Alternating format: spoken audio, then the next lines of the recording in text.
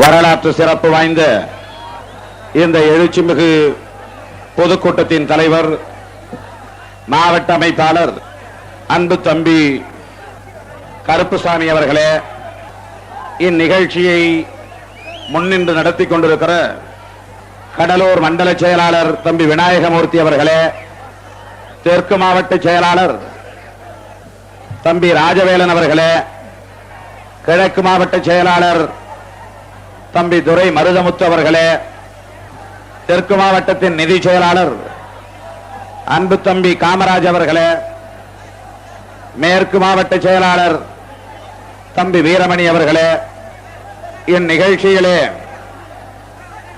திரண்டிருக்கிற நம்மையெல்லாம் வரவேற்று உரையாற்றி அமர்ந்திருக்கிற சிதம்பரம் நகர செயலாளர் தம்பி அருள்முருகன் அவர்களே, தெற்கு மாவட்டத்தின் துணை செயலாளர் கங்கை முருகன் அவர்களே,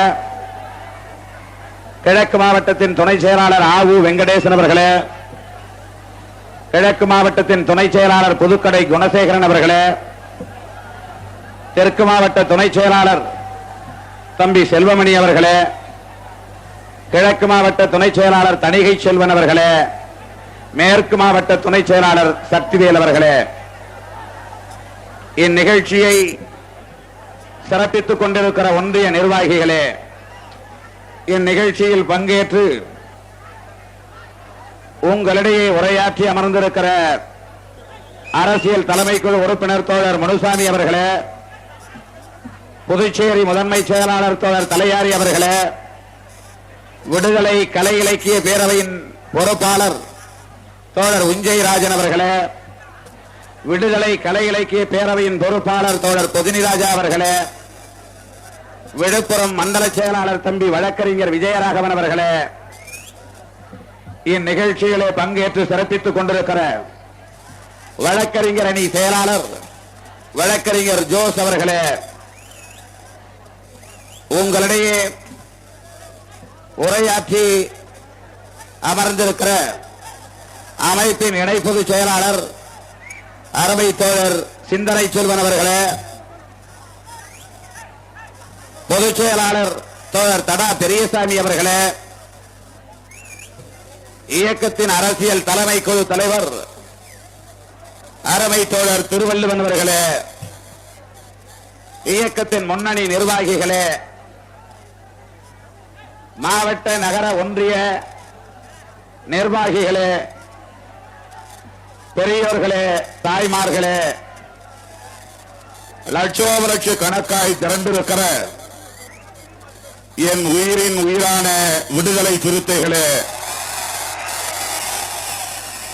உங்கள் அனைவருக்கும் எனது பணிவார்ந்த வணக்கத்தை தெரிவித்துக் கொள்கிறேன்.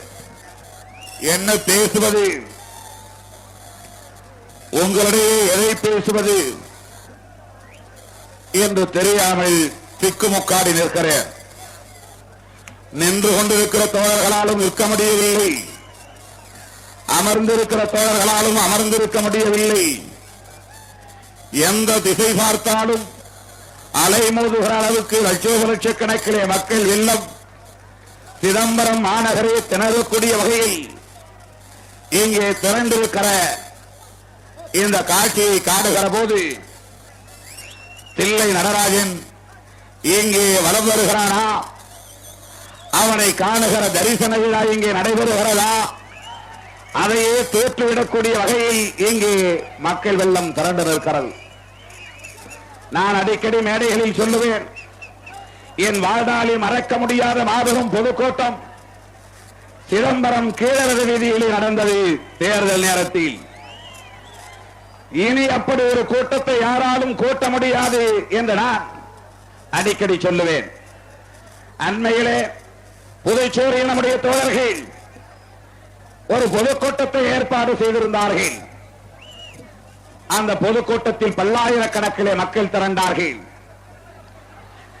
எவ்வளவு பெரிய கூட்டத்தை நம்முடைய தோழர்கள் வேறு மாவட்டங்களில் கூட்டுவார்களா என்று நான் ஆச்சரியப்பட்டு பேசினேன். அதற்கு அடுத்தபடியாக ஜெயங்கொண்டம் மாநகரத்திலே ஒரு பொதுக்கூட்டத்தை நம்முடைய தோழர்கள் ஏற்பாடு செய்திருந்தார்கள். பாண்டிச்சேரி பொதுக்கூட்டத்தையே விஞ்சுகிற அளவுக்கு ஜெயங்கொண்டம் மாநகரமே திணறியது. பல்லாயிரக்கணக்கான மக்கள் திரண்டு கூடி நின்றிருந்தார்கள். இனி அந்த கூட்டத்தை எந்த மாவட்டத்தால் விஞ்ச முடியும் என்று நான் பேசிக் கொண்டு வந்தேன். ஆனால் சிதம்பரம் மாநகரில் திரண்டிருக்கிற இந்த மக்கள் வெள்ளம் கடந்த தேர்தலின் போது கூடிய கூட்டத்தை விட ஒரு மடங்கு கூடுதலாய் கூடியிருக்கிறார்கள். இந்த கூட்டத்தை பார்க்கிற போது எனக்கு நெஞ்சிலே என்ன ஓடிக்கொண்டிருக்கிறது தெரியுமா? கடலூர் மாவட்டத்தில் இருக்கிற 6 சட்டமன்ற தொகுதிகளையும் விடுதலை சிறுத்தைகள் வென்றுவிட்டார்கள். யாரும் இங்கே போட்டி போட முடியாது. 6 சட்டமன்றமும் விடுதலை சிறுத்தைகளுக்கு. அதை எடுத்து காட்டுகிற வகையில் லட்சோப லட்சக்கணக்கான மக்கள் இங்கே திரண்டிருக்கிற காட்சி ஒரு சான்றாக இருக்கிறது. நம்முடைய தோழர்கள் எல்லாம் நான் விடுதலை சிறுத்தைகள் இந்த தேர்தலில் என்ன நிலைப்பாட்டை எடுக்க போகிறோம் என்பது குறித்து பேசினார்கள். தேர்தலில் என்ன நிலைப்பாடு, தேர்தலிலேயே வென்றுவிட்டோம், வெற்றி விழா கொண்டாடி கொண்டிருக்கிறோம் என்பது போன்ற ஒரு மகத்தான திரட்சியை இங்கே காண முடிகிறது. விடுதலை சிறுத்தைகள் தமிழக அரசியலிலே ஒரு தவிர்க்க முடியாத சக்தி என்பதை மீண்டும் மீண்டும் நிறுவுகிற வகையில் இந்த மகத்தான கூட்டம் நடைபெற்றுக் கொண்டிருக்கிறது. பாவம், நமது பங்காளியை பற்றி இங்கே பேசினார்கள். அவரும் தொகுதி மாநாடுகளை நடத்துகிறார், ஆங்காங்கே லட்சக்கணக்கிலே செலவழிக்கிறார். ஆனால் 200-300 பேருக்கு மேல் திரளுவதில்லை. இங்கே ஒரு ஆய்வு கூட்டம் நடத்த வேண்டும். சட்டமன்ற தேர்தல் ஆய்வுக்கு பிறகு ஒரு பொதுக்கூட்டம் நடத்த வேண்டும் என்று மட்டும்தான் நம்முடைய தோழர்களிடத்திலே நான் சொல்லியிருந்தேன்.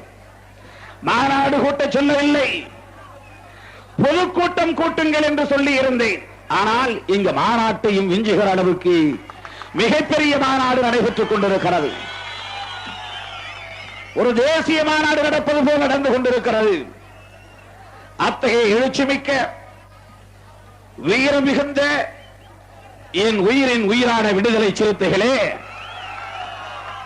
எனக்கு இங்கே நீங்கள் இப்படி திரண்டிருப்பதை பார்க்கிற போது ஏற்படுகிற மகிழ்ச்சியை விட பொறாமை பிடித்த பொச்சரிப்பு கொண்ட சாதி வெறியர்கள் நீங்கள் திரும்புகிற போது பிரச்சனையை ஏற்படுத்துவார்களோ, இதை தாங்கிக் கொள்ள முடியாத சாதி வெறியர்கள் வேண்டும் என்றே வன்முறையை தூண்டுவார்களோ என்கிற அச்சமே எனக்கு மேலிடுகிறது, என்கிற வருத்தமே எனக்கு மேலிடுகிறது. காவல்துறை விடுதலை சிறுத்தைகள் கடந்த 17ஆம் தேதி இங்கே பொதுக்கூட்டம் நடத்துவதாக முடிவு செய்த போது பங்காளி ராமதாஸ் பாண்டிச்சேரியிலே கூட்டம் நடத்துகிறார். ஆகவே உங்களுக்கு இங்கே அனுமதி இல்லை என்று புதுச்சேரியிலே மாநாடு நடத்துகிற ராமதாசுக்கு பாதுகாப்பு கொடுக்க கடலூர் மாவட்ட காவல்துறை இங்கே விடுதலை சிறுத்தைகளுக்கு அனுமதி வழங்க மறுத்துவிட்டது. ஆனால் அந்த வெட்கங்கெட்ட காவல்துறையை எச்சரிக்கிறேன், லட்சோப லட்சக்கணக்கான மக்கள் திரளுகிற ஒரு பொதுக்கூட்டம், விடுதலை சிறுத்தைகளின் பொதுக்கூட்டம் சிதம்பரம் மாநகரத்தில் நடைபெற்றுக் கொண்டிருக்கிற போது ஒரு போலீஸ்காரனாவது இங்கே பாதுகாப்புக்கு வந்திருக்கிறானா? வழியிலே எங்கேயாவது பாதுகாப்பு போடப்பட்டிருக்கிறதா? கருணாநிதியே, தமிழக வரலாறு தலைகீழாக புரண்டுவிட்டது. கருணாநிதி பேசுகிற போது லட்சக்கணக்கிலே மக்கள் திரண்ட வரலாறு மாறிவிட்டது. இனி விடுதலை சிறுத்தைகள் நடத்துகிற பொதுக்கூட்டத்தில் தான் லட்சக்கணக்கான மக்கள். இதை கண்டு பொறாமைப்படுகிற கருணாநிதி அவர்களே, கடலூர் மாவட்டத்தில் சட்டம் ஒழுங்கை பாதுகாக்க வேண்டும் என்கிற அக்கறை உங்களுக்கு இருந்திருந்தால் விடுதலை சிறுத்தைகளின் பொதுக்கூட்டத்திற்கு பாதுகாப்பு போட்டிருக்க வேண்டாமா? எங்களுக்கு தேவையில்லை உங்கள் பாதுகாப்பு, எங்களை நாங்களே பாதுகாத்துக் கொள்ள முடியும். 50 ஆண்டுகளாக இந்த நாட்டை ஆண்டு கொண்டிருக்கிற நீங்கள் இதற்கு முன்பு எங்களுக்கு பாதுகாப்பு தந்திருக்கிறீர்களா? பாதுகாப்பு பாதுகாப்பு தந்ததாக இருந்திருந்தால் எத்தனை சேரிகள் எறிந்தன, அதை தடுத்திருக்க முடியும் அல்லவா? தடுக்க முடிந்ததா? ஒன்றை சொல்லிக்கொள்ள கடமைப்பட்டிருக்கிறேன். விடுதலை சிறுத்தைகளின் பொதுக்கூட்டத்திற்கு வருகிற வாகனங்களை வழிமறித்து தாக்குகிற ஒரு நிலை ஏற்படுமேயானால் கடலூர் மாவட்டத்தில் மீண்டும் அமைதி இருக்காது. எச்சரிக்கையாக சொல்ல விரும்புகிறேன். கருணாநிதி அவர்களே, உங்கள் காவல்துறை இங்கே அமைதியை ஏற்படுத்தவில்லை. அமைதியை விடுதலை சிறுத்தைகள் வாத்துக் கொண்டிருக்கிறோம், பாதுகாத்துக் கொண்டிருக்கிறோம். எத்தனை காவல்துறையை இங்கே வந்து இறக்கினாலும் விடுதலை சிறுத்தைகள் நினைத்தால்தான் அமைதியை உருவாக்க முடியும். நாங்கள் அமைதியை விரும்புகிறோம். நாங்கள் கட்டுப்பாடாய் இருக்க வேண்டும் என்று விரும்புகிறோம். லட்சக்கணக்கான மக்கள் திரண்டிருக்கிற இந்த இடத்தை வந்து பாருங்கள். விடுதலை சிறுத்தைகள் எவ்வளவு கட்டுப்பாடானவர்கள் என்பது உங்களுக்கு தெரியும். 6 மணி நேரத்திற்கு மேலாக இங்கே அமர்ந்திருக்கிறார்கள். எவ்வளவு கட்டுப்பாடாக இருக்கிறார்கள் என்பதற்கு இதைவிட சான்று தேவையா? கருணாநிதி அவர்களே, கட்டுப்பாடாக இருக்கிறோம். கட்டுப்பாட்டை இழந்துவிடக்கூடிய வகையிலே உங்கள் காவல்துறை நடந்து கொள்ளக்கூடாது. இவ்வளவு பெரிய கூட்டம் நடந்து கொண்டிருக்கிற போது வழிமறித்து அங்குமிங்கும் சாதி வெறியர்கள் கல்வீசுகிறார்கள் என்கிற தகவல் வருகிறது என்று சொன்னால் இனியும் எங்களால் பொறுமையாக இருக்க முடியுமா? இனியும் எங்களால் அமைதி காக்க முடியுமா? ஆனால் அமைதி காக்க விரும்புகிறோம், பொறுமை காக்க விரும்புகிறோம். எங்களுக்கு தேர்தல் முக்கியம் இல்லை. என்றைக்கு தேர்தல் வந்தாலும் இந்த நாடாளப் போவது நாங்கள் தான் என்பது எழுதப்பட்ட விதி. இத்தனை காலம் நாங்கள் ஏமாந்திருந்தோம். அதனால் நீங்கள் எல்லாம் 4 முறையும் 5 முறையும் முதலமைச்சராக வந்திருந்தீர்கள். வரக்கூடிய வாய்ப்பு ஏற்பட்டது.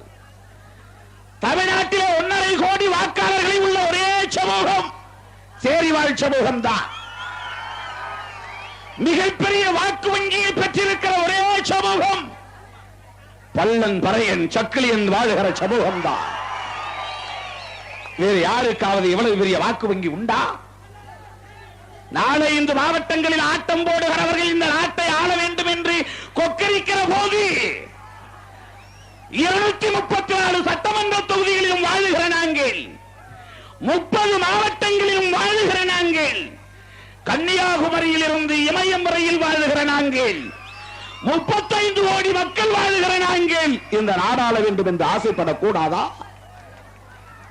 மண்ணின் மைந்தர்கள், மண்ணின் பூர்வீக குடிகள், இந்த மண்ணில் முதல் புல் பூண்டு என்றைக்கு முளைத்ததோ, முதல் புழுப்பூச்சி என்றைக்கு நெளிந்ததோ அன்றைக்கு தோன்றிய பாரம்பரியத்திற்கு சொந்தக்காரர்கள் நாங்கள்.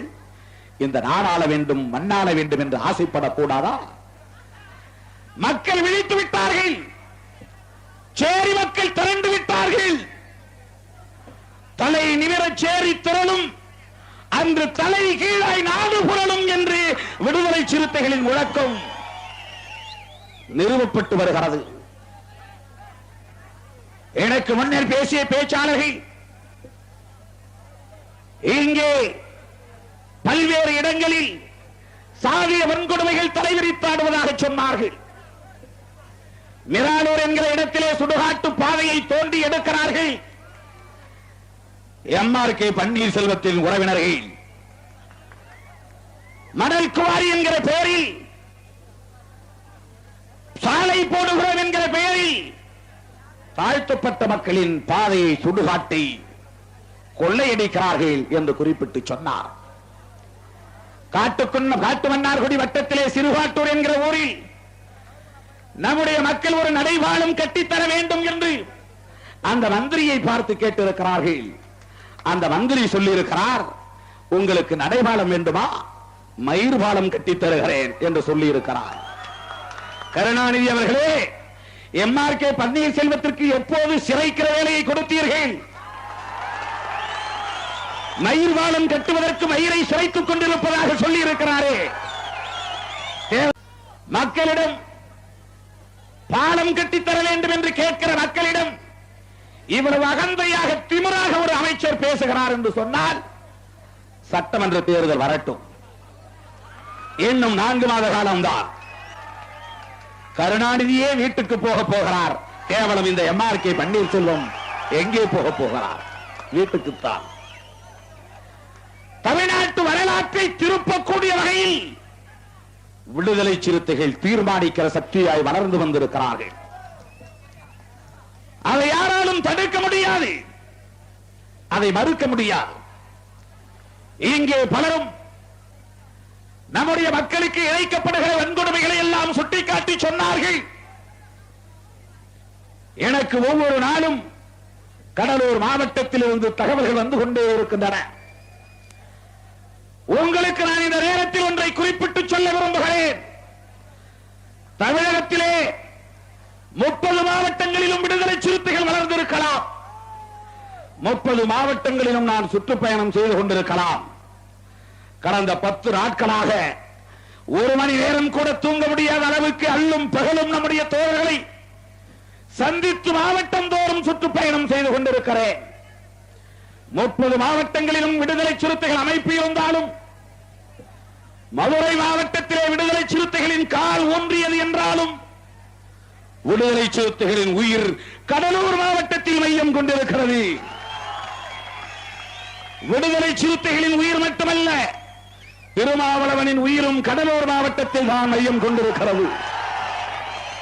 ஆக என்னுடைய உணர்வுகள் இந்த மாநிலம் முழுக்க சுற்றி வந்தாலும் 30 மாவட்டங்கள் முழுக்க நான் சுற்றி வந்தாலும் கடலூர் மாவட்டமே என் உயிர் மையம் கொள்ளும் இடமாக இருக்கிறது. ஆகவே கடலூர் மாவட்டத்தில் எல்லா மாவட்டங்களிலும் நடத்துவது போல் ஒரு திருமண மண்டபத்தில் பொது அரங்கத்தை நடத்த வேண்டாம். என் உயிரின் உயிரான விடுதலை சிறுத்தைகளை நான் பார்க்க வேண்டும். கீழரத வீதியிலே மேடை போடுங்கள். கீழரத வீதியிலே நான் அவர்களின் முகத்தை பார்க்க வேண்டும். ஓராண்டு காலத்திற்கு முன்பு தேர்தலிலே வாக்கு கேட்க போனேன். அதன் பிறகு நான் அந்த உயிரின் உயிரான விடுதலை சிறுத்தைகளை சென்று பார்க்க முடியவில்லை. கருணாநிதி தடை விதித்து விட்டார். சாதி வெறி பிடித்த பங்காளி ராமதாஸ் ஊர் ஊராய் சேரி சேரியாய் கொளுத்திக் கொண்டிருக்கிறார். ஆகவே கடலூர் மாவட்டத்தில் விடுதலை சிறுத்தைகளை, தாய்மார்களை, பல்வேறு விதமான அடக்குமுறைகளையும் மீறி 2.5 லட்சம் வாக்குகளை வாரி வழங்கிய என் சொந்தங்களை நான் நேரில் போய் பார்க்க முடியவில்லை. அவர்களை வீடு வீடாய் சென்று பார்த்து ஒவ்வொருவரையும் கைபிடித்து குலுக்கி ஒவ்வொரு கைகளையும் பிடித்து கண்களிலே ஒற்றி நன்றி சொல்ல வேண்டும் என்று துடிக்கிறேன். ஆனால் எனக்கு அது முடியவில்லை. அதற்கு வாய்ப்பு கிட்டவில்லை. நாடாளுமன்ற தேர்தலின் போது ஏதோ ஒரு விளையாட்டாக வந்து நான் தேர்தல் களத்தில் நின்றேன். தேர்தலில் நிற்க வேண்டும் என்கிற ஆசை எனக்கு இருந்ததில்லை. அந்த கனவு நான் கண்டதில்லை. இந்த இயக்கத்தின் தலைமை பொறுப்பை ஏற்ற போது முதலாய் நான் தோழர்களை பார்த்து சொன்னேன், எனது உயிரின் உயிரான விடுதலை சிறுத்தைகளே, நாம் இந்த மக்களுக்காக தியாகம் செய்ய புறப்பட்டிருக்கிற தலைமுறை. இந்த தலைமுறை தியாக தலைமுறை. நம்முடைய மக்களுக்காக நாம் உயிரையும் தியாகம் செய்ய முற்பட வேண்டும். அதற்காக நாம் அணிதிரள வேண்டும். சட்டமன்றத்தில் நுழைவது போல் கனவு காணாதீர்கள். மத்திய சிறைச்சாலைக்கு நுழைவது போல் கனவு காணுங்கள். எனது அருமை விடுதலை சிறுத்தைகளே, என்னோடு புறப்பட்டு வருவதாயிருந்தால் நீங்கள் மாலை மரியாதை வாங்கி மகிழ்ச்சி அடைவது போல் கனவு காண முடியாது. இந்த காக்கி சட்டை மிருகங்கள் மாட்டுகிற கைவிலங்கு போடுவது போல் நீங்கள் கனவு காண வேண்டும். நீங்கள் திருமண விழாக்களிலே, பெரிய பெரிய விழாக்களிலே கலந்து கொண்டு அறுசுவை உணவு உண்ணுவது போல் கனவு காண முடியாது. மத்திய சிறைச்சாலையில் குந்த காலிட்டு உட்கார்ந்து கொண்டு கஞ்சி குடிப்பது போல் கனவு காண வேண்டும். உற்றாரிடமும் உறவினர்களிடமும் பெற்ற தாயிடமும் தந்தையிடமும் உடன் பிறந்த சகோதரரிடமும் சொல்லிவிட்டு வந்து விடுங்கள். அப்போதுதான் உங்களை விடுதலை சிறுத்தைகளாய் ஏற்றுக்கொள்வேன். இந்த தலைமுறை தலைமுறை வாய்க்கரிசி போட்டுக் கொண்டு என்னுடன் வாருங்கள். நான் இந்த மக்களுக்காக சிறை செல்வோம். சிறை சிறுத்தைகள் ஓய்வெடுக்கும் குகை என்று சிறைக்குள் நுழைவோம். தமிழ்நாட்டில் கட்டப்பட்டிருக்கிற அத்தனை சிறைச்சாலைகளும் விடுதலை சிறுத்தைகள் ஓய்வெடுப்பதற்காக கட்டப்பட்ட சிறைச்சாலைகள். தமிழ்நாட்டில் இருக்கிற காக்கி சட்டை மிருகங்களுக்கு விடுதலை சிறுத்தைகள் பாதுகாப்பு கொடுப்பதோ அல்லது விடுதலை சிறுத்தைகளோடு மோதுவது மட்டுமே வேலை. ஆகவே அந்த அடிப்படையிலே நாம் இயக்கத்தை கட்டமைக்க வேண்டும். சட்டமன்றம் போக வேண்டும் என்கிற எண்ணமில்லை, நாடாளுமன்றம் நுழைய வேண்டும் என்கிற எண்ணமில்லை, பதவி பவிசோடு வாழ வேண்டும் என்கிற எண்ணமில்லை. நாம் ஆண்டாண்டு காலமாக அடிமைப்படுத்தப்பட்டு கிடக்கிற, 1000 ஆண்டுகளாய் அடிமைப்பட்டு கிடக்கிற இந்த மக்களின் விடுதலைக்காக தியாகம் செய்வோம். பல்லாயிரம் ஆண்டுகளுக்கு முன்னதாகவே நம்முடைய மக்கள் விடுதலை அடைய வேண்டும் என்று எத்தனையோ தலைவர்கள் போராடி இருக்கிறார்கள். நந்தன் தனக்கு தெரிந்த வகையிலே ஆன்மீக ரீதியாக போராடி இருக்கிறார். அந்த நந்தன் எப்படி தாழ்த்தப்பட்ட மக்கள் கோவிலுக்குள் நுழைய வேண்டும் என்று உரிமை கேட்டு அதனால் அவனை உயிரோடு எரித்து கொலை செய்தார்களோ, அதுபோல அந்த தியாகியை போல, அந்த போராளியை போல, அந்த நந்தனை போல நாமும் இந்த மக்களின் விடுதலைக்காக தியாகம் செய்வோம் என்றுதான் இந்த இயக்கத்தின் தலைமை பொறுப்பை ஏற்ற போது நான் அறைகூவல் விடுத்தேன். பதவி வேண்டாம், பவிசு வேண்டாம், சிறைச்சாலைகளில் ஓய்வெடுக்க நாங்கள் தயார், இந்த மக்களின் விடுதலைக்காக தியாகம் செய்ய தயார் என்று புறப்பட்டு வந்தவர்கள் தான் மேடையிலே அமர்ந்திருக்கிற தளபதிகள், தலைவர்கள். பதவி பவிசுக்காக இந்த இயக்கம் கட்டப்பட்டது அல்ல. கடலூர் மாவட்டத்தில் தாழ்த்தப்பட்ட மக்களின் மீது திணிக்கப்பட்ட வன்கொடுமைகளின் காரணமாக இந்த அமைப்பின் முன்னணி தலைவர்கள் ஒருவரான தோழர் திருவள்ளுவன் மீது பங்காளி ராமதாஸை திருப்திப்படுத்துவதற்காக குண்டர் தடுப்பு சட்டத்தை கருணாநிதி ஏவிய பிறகு விடுதலை சிறுத்தைகளின் மையக்குழு கூடி முடிவெடுத்தது, நாம் ஏன் தேர்தல் பாதைக்கு திரும்பக்கூடாது, இந்த மக்களுக்காக அந்த சாதி வெறியர்களோடு சட்டமன்றத்தில் நாம் போராடக்கூடாது. கிரிக்கெட் விளையாட்டு மைதானத்திலே ஒரு எதிரணியை தோற்கடிக்க வேண்டுமானால் நாமும் கிரிக்கெட் மட்டையை பிடித்தாக வேண்டும். கபடி ஆடுகிற விளையாட்டு களத்திலே எதிரணியை தோற்கடிக்க வேண்டுமானால் நாமும் கபடி விளையாட களத்திலே இறங்கியாக வேண்டும். வாலிபால் ஆடுகிற களத்திலே நம்முடைய எதிரணியை தோற்கடிக்க வேண்டும் என்று விரும்பினால் நாமும் வாலிபால் ஆட கற்றுக்கொள்ள வேண்டும், களமிறங்க வேண்டும். ஆகவே நம்முடைய சேரிகளை கொளுத்துகிற சாதி வெறியர்கள், நம்முடைய மக்களின் கழுத்தை அறுத்து கொலை செய்கிற சாதி வெறியர்கள், சேரி பெண்களின் மானத்தை பங்கப்படுத்துகிற சாதி வெறியர்கள், அரசியல் அதிகாரத்தை கைப்பற்றுவதன் மூலம் மென்மேலும் நம் மீது வன்கொடுமைகளை திணிக்கிறார்கள் என்று சொன்னால் அதே சட்டமன்ற தேர்தல் களத்தில் நாமும் இறங்க வேண்டும் என்கிற அடிப்படையில் தான் முதலாய் நாடாளுமன்ற தேர்தலில் விடுதலை சிறுத்தைகள் போட்டியிடுவது என்கிற முடிவெடுக்கப்பட்டது. திருவள்ளுவன் அவர்களை நிறுத்துவது என்றுதான், சிறைப்பட்டிருந்த அந்த தோழரை தேர்தலில் நிறுத்த வேண்டும் என்றுதான் முடிவெடுத்தோம். ஆனால் நேரம், இயற்கையின் கட்டளை, இயக்கத்தின் கட்டளை, மனம் ஒவ்வாமல், கொஞ்சமும் விரும்பாமல், துளியளவு கூட ஆசைப்படாமல், கடைசி நிமிடம் வரையில் தேர்தலில் நிற்க வேண்டும் என்கிற எண்ணம் இல்லாமல் இருந்த என்னை சிதம்பரம் நாடாளுமன்ற தொகுதியிலே வந்து நிறுத்தினார்கள். கண்ணை கட்டி காட்டிலே விட்டது போல தேர்தலுக்கு 10 நாள் இடைவெளியில் என்னை கொண்டு வந்து சிதம்பரத்திலே விட்டார்கள். இந்த காட்டி என்னை கண்ணை கட்டி விட்டு விட்டார்களே, நான் என்ன செய்ய போகிறேன் என்று மனம் கலங்கி கண் கலங்கி நின்று கொண்டிருந்தேன். என் தாய்மார்களும் என் உயிரின் உயிரான விடுதலை சிறுத்தைகளும், திருமாவளவா, உன்னை காட்டிலே நாங்கள் விடமாட்டோம், எங்கள் மடியிலே ஏந்திக் கொள்கிறோம் என்று மடியிலே ஏந்திக் கொண்டார்கள். ஒருவர் அல்ல, இருவர் அல்ல, 2.25 லட்சம் பேர் மடியில் தாங்கிக் கொண்டார்கள். அப்போதுதான் நான் எண்ணினேன், எப்படி ஒரு கிறிஸ்தவ தோழன் அவனுடைய தேவாலயத்திலே ஞானஸ்நானம் பெறுகிறானோ, அதுபோல் சிதம்பரம் நாடாளுமன்ற தொகுதி மக்கள் விடுதலை சிறுத்தைகள் என்கிற இயக்கத்திற்கு ஞானஸ்நானம் தந்திருக்கிறார்கள். இது ஒரு வன்முறை இயக்கம் இல்லை.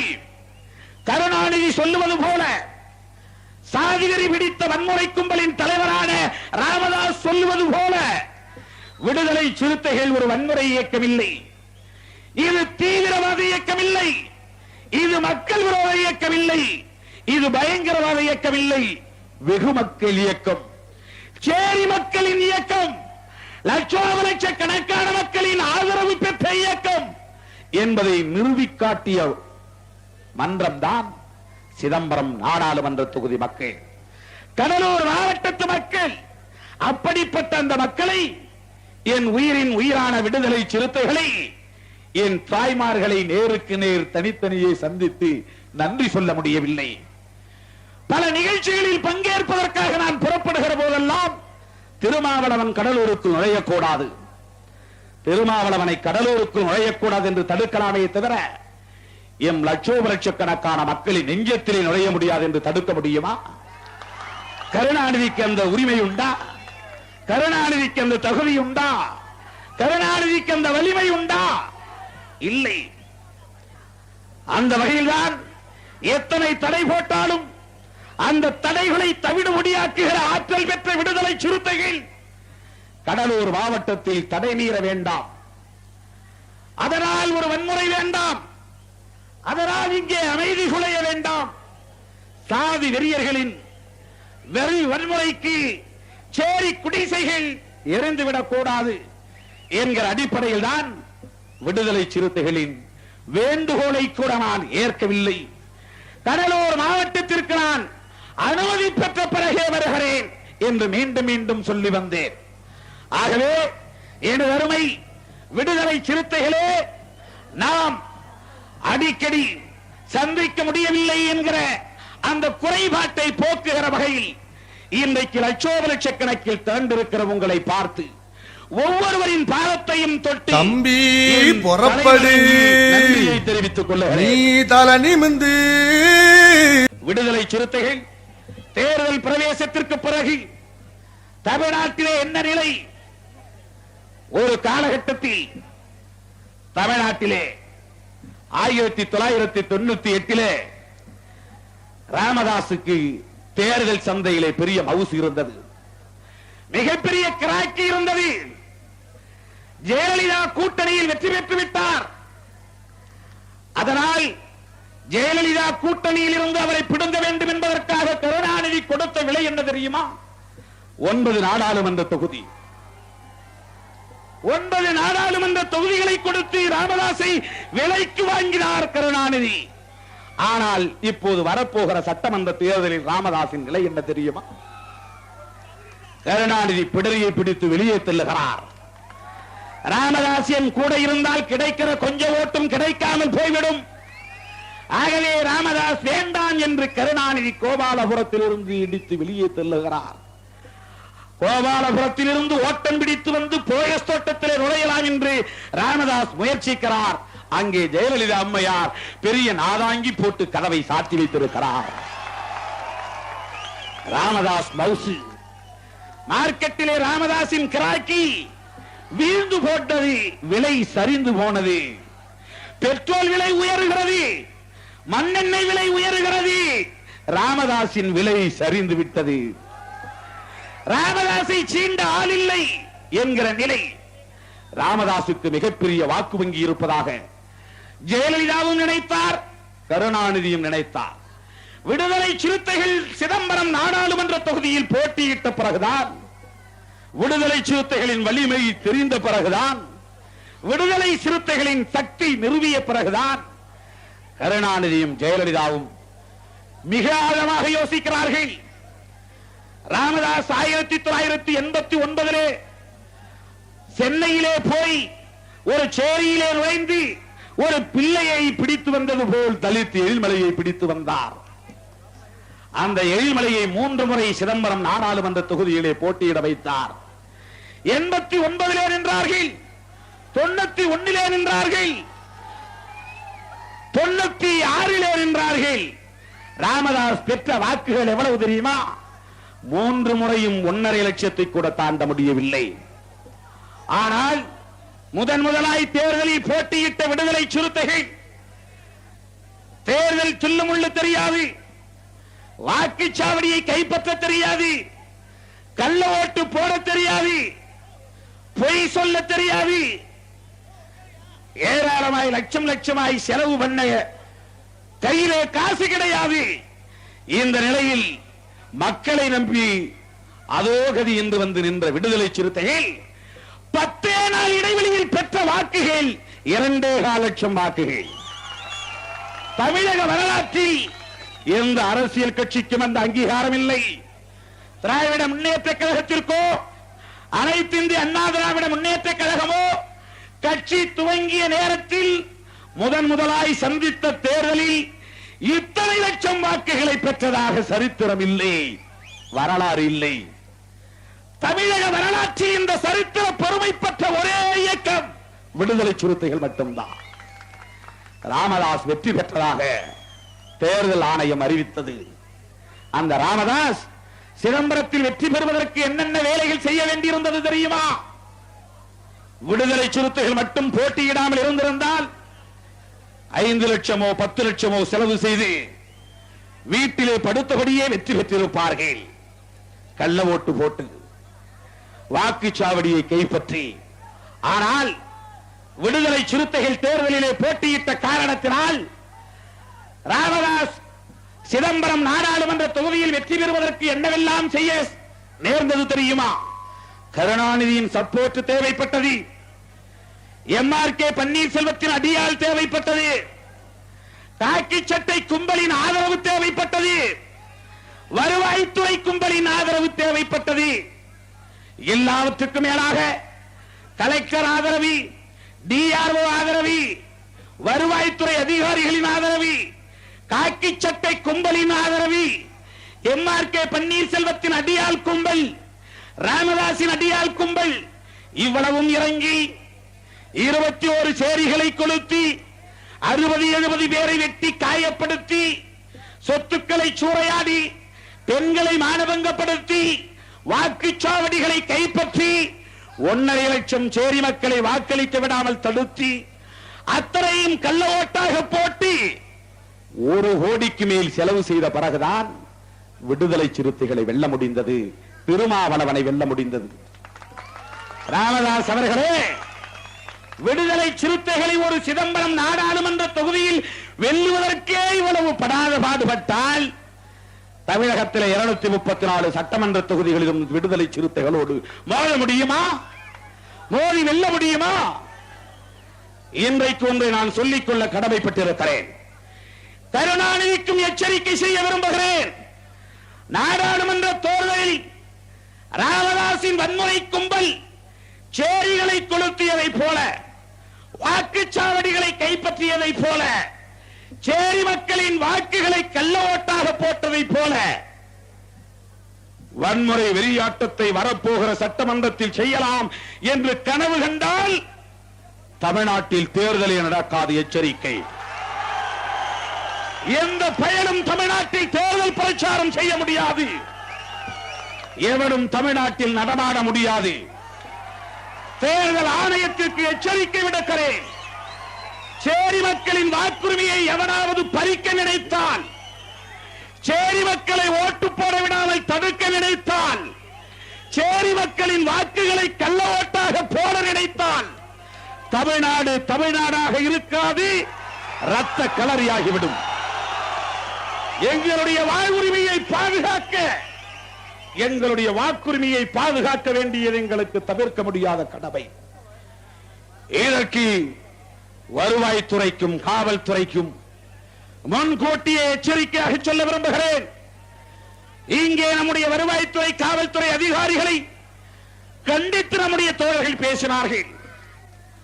பாவம், கடலூரிலே மாவட்ட ஆட்சித்தலைவர் இருக்கிறார், கடலூரிலே காவல்துறை கண்காணிப்பாளர் இருக்கிறார். இவர்கள் எல்லாம் அரசு அதிகாரிகளா? இல்லை. மாவட்ட ஆட்சித்தலைவர் என்பவர் யார் தெரியுமா? கருணாநிதியின் மாவட்ட செயலாளர். அவர் திமுகவின் மாவட்ட செயலாளராகத்தான் வேலை செய்கிறார்களே தவிர மாவட்ட ஆட்சித்தலைவராக வேலை செய்வதில்லை. மாவட்ட ஆட்சித்தலைவர் மாவட்ட செயலாளராக செயல்படுகிறார் என்றால் காவல்துறை கண்காணிப்பாளர் டேவிட்சன் என்ன வேலை செய்கிறார் தெரியுமா? திமுக தொண்டரணி செயலாளராக வேலை செய்து கொண்டிருக்கிறார். காவல்துறை அதிகாரியாகவா வேலை செய்கிறார்? நேர்மையான அதிகாரி, நியாயமான அதிகாரி, சட்டம் ஒழுங்கை நிலைநாட்டுவதிலே துணிச்சல் மிக்க அதிகாரி என்று நான் கேள்விப்பட்டேன்.